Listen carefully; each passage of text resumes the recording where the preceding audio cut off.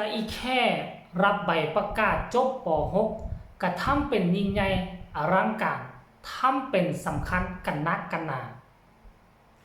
กราบทักทายสบายดี FC ทุกทาน FC ทุกคน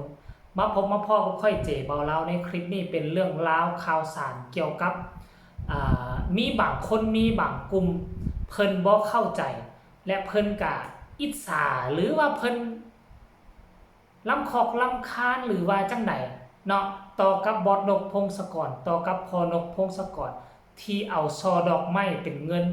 พวงใหญ่ๆไปเซอร์ไพรส์น้องอาอายในมือที่น้องประสบผลสำเร็จจบการศึกษาป .6 เนาะก่อนจะไปเว้าถึงเรื่องราวเรานั่น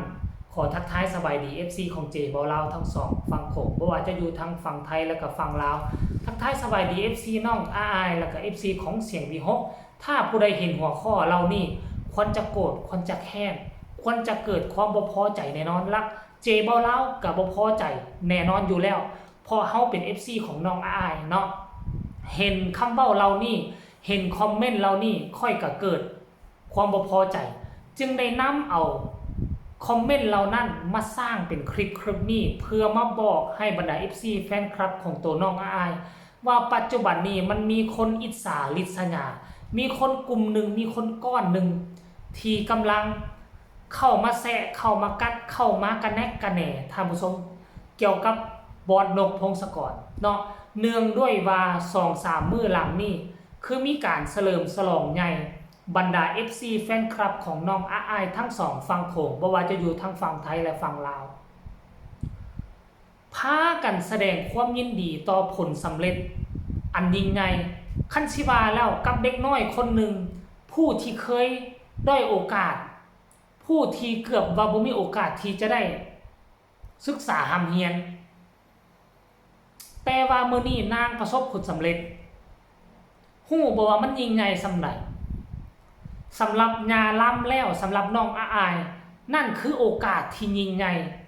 นี่คือผลสำเร็จที่ยิ่งใหญ่หลายเอาละบุคคลที่เขามีเงินมีคำมีพ่อแม่ ค้ำจูนยู่หนุนมาตลอดเขาก็คิดว่าเป็นเรื่องปกติบุคคลที่มีพ่อแม่อ้อมข้าง มีพ่อแม่ไปรับไปส่งตกตอนแรงมากก็กินข้าวกินน้ำมีพ่อมีแม่นอนกอดอันนั้นแท้เขาเป็นเรื่องปกติถือว่าเป็นเรื่องธรรมดาของเขาแต่อย่าลืมว่ากับเด็กน้อยคนหนึ่งเด็กน้อยผู้ที่ขาดโอกาสถ้ากรณีว่าบ่มีพอนกพงศกรเอามาซุกมาเลี้ยงน้องอาอายจะบ่มีวันนี้จะบ่มีโอกาสได้จบป .6 โดยซ้ำไปโอกาสที่จะให้ญาล้ำนี่ส่งน้องเฮียนนี่ด้วยความทุกข์ความยากเว้าแนวนี้บ่แม่นว่าดูถูกญาล้ำว่าบ่มีปัญญาส่งหลานเฮียนบ่แม่นอิงตามสถานภาพจะเอาเงินซื้อข้าวซื้อน้ำแต่ละมื้อกินแต่ละวันกินก็ยังเกือบยากแล้วภาษาอีหยังจะเอาเงินไปเสียค่าเทอมเฮียนให้น้องอาอายจนจบป .6 มันยากหนาสากันเพราะฉะนั้นแล้วน้องอาอายมื้อนี้วันนี้จบป .6 มาทุกคนจึงดีอกดีใจทุกคนจึงแสดงความดีอกดีใจเพราะมันเหนือความคาดหมายที่น้องอาอายที่จะได้จบที่ญาล้ำที่จะส่งหลานเฮียนเพราะฉะนั้นแล้วคนอื่นมองมาเป็นเรื่องปกติแต่ญาล้ำน้องอาอายเบิ่งแล้วมันเป็นความยิ่งความใหญ่มันเหนือบากว่าแรงคันถามว่ามีเขาสองคนเขาบ่สามารถจบได้บ่สามารถส่งตัวเองเฮียนได้เป็นอย่างพวกเจ้าจึงกระแนะกระแหน่อิจฉาบ่ที่น้องอาอายได้มาไล่พวงโตอิจฉาบ่ว่าเด็กหญิงคนหนึ่งนี่นะบ่ได้มานั่งหำเฮียนน้ำมูอยู่ในห้องแต่ก็สามารถสอบผ่านและจบน้ำมูอยู่ในห้องอย่าลืมว่าน้องอาอายเวลาเฮียนมีน้อยกว่าหมู่เฮียนมือนึงนี่ 5-6 ชั่วโมงขึ้นไปแต่น้องอาอายเฮียนมือนึงนี่2 ชั่วโมงนึง2 ชั่วโมงหมู่เฮียนมือนึง 5-6 ชั่วโมงน้องเฮียน2 ชั่วโมงต่อมื้อเผลอๆชั่วโมงเดียวต่อมื้อเฮียน30 ชั่วโมงเฮียน30 นาทีต่อมื้อเหลือนั้นน้องเฮ็ดหยังน้องเอาเวลาส่วนใหญ่5 ชั่วโมงกับการไปแสดงอยู่เทิงเวที กับการไปห้องรำทำเพลงการไปซ้อมเพลงหาเงินมาส่งตัวเองเฮียนแล้วเจ้าบ่ให้พวกเขาภูมิใจได้แนวใดแล้วเจ้าบ่ให้พ่อฮักไม่ฮักแล้วเจ้าบ่ให้ผู้ปกครองดีอกดีใจได้จังใดน้องมีเวลาเฮียนน้อยกว่าหมู่แต่น้องจบน้ำหมู่ได้แล้วมาอิงใส่เจ้ามีเวลาเฮียน6 ชั่วโมงต่อมื้อแล้วเป็นหยังคะแนนเจ้าเผลอๆสู้น้องอายบ่ได้ซ้ำแล้วเจ้ายังกล้าว่าเอาผู้นั้นมาสมเทียบผู้นี้เอาผู้นี้มาสมเทียบผู้นั้นถ้ามาสมเทียบแล้วน้องอายควรที่จะเป็นผู้หนึ่งควรที่พวกเขาจะยกสูงขึ้นมาน้องมีเวลาเฮียน30 นาทีต่อมื้อบ่ได้ไปนั่งเฮียนต่อหน้าอาจารย์บ่ได้ไปนั่งเฮียนต่อหน้านายครูด้วยซ้ำไปเฮียนออนไลน์เพราะฉะนั้นโอกาสที่น้องนะจะบ่จบนี่นะมันมีหลายมีสูงถ้าน้องบ่บุกบืนถ้าน้องบ่เอาใจใส่ถ้าน้องบ่อดทนควรจะยกย่อปอปั้นน้องอายด้วยซ้ำไปควรจะเอามาเป็นแบบอย่างในสังคมทั้งเฮียนทั้งเฮ็ดเวียกเวลาเฮ็ดเวียกหลายกว่าเวลาเฮียนแต่น้องก็ยังเฮียนจบควรจะยกด้านนี้ขึ้นมาบ่เพื่อจะบอกลูกบอกหลานพวกเจ้าบอกว่าเอาน้องอายเป็นแบบอย่างเด้อ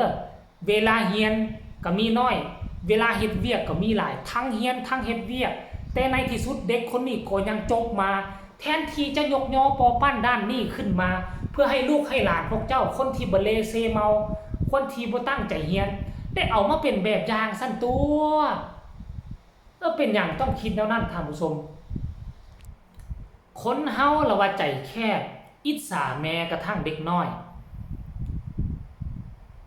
ชีวิตเจ้าถ้าคิดแบบนี้นะมันก็จะได้แต่ซ้ำนั่นล่ะมันก็ไปใส่บ่ได้หากินก็บ่ขึ้นบ่เกินเนาะท่านผู้ชมเนาะสำหรับค่อยคิดว่าน่ะตัวน้องอายนี่มันเป็นเรื่องที่ยิ่งใหญ่หลายที่เด็กหญิงคนหนึ่งเวลาที่จะมาเรียนก็ยังบ่มีน้ำหมู่แล้วน้องจบน้ำหมู่ในระยะเวลาเท่าเทียมกันถือว่าน้องเก่งถือว่าน้องเป็นเด็กอัจฉริยะเด็กกตัญญูเด็กอดทนหาเงินส่งตัวเองเรียนจนจบป .6 มันเป็นเรื่องปกติว่าเจ้าว่ามันเป็นเรื่องแปลกได้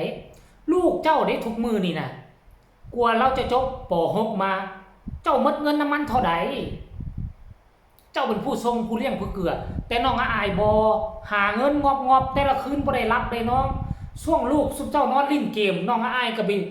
ซ้อมร้องรำทำเพลงขึ้นเวทีแสดงเฮือย่อยเฮือหยังแต่ละมื้อกลัวจะได้ใบประกาศป .6 มันบ่ธรรมดาเพราะฉะนั้นแล้วคิดเลิกบ่ได้คิดแบบนั้นให้เลิกเด้อเอาคลิปนี้เอามารายงานให้ FC น้องอาย FC เจบ่ลาว2ฟังคงได้รับได้ฮู้เพียงส่ำนี้ว่าปัจจุบันนี้มีคนคิดแบบนั้นอีหลีเนาะฝากทุกคนกดไลค์กดแชร์กดติดตามเพื่อจะพลาดในคลิปต่อไปที่สำคัญอย่ากดข้ามโฆษณาพบกันใหม่ในคลิปหน้าสำหรับคลิปนี้สบายดีบ๊ายบาย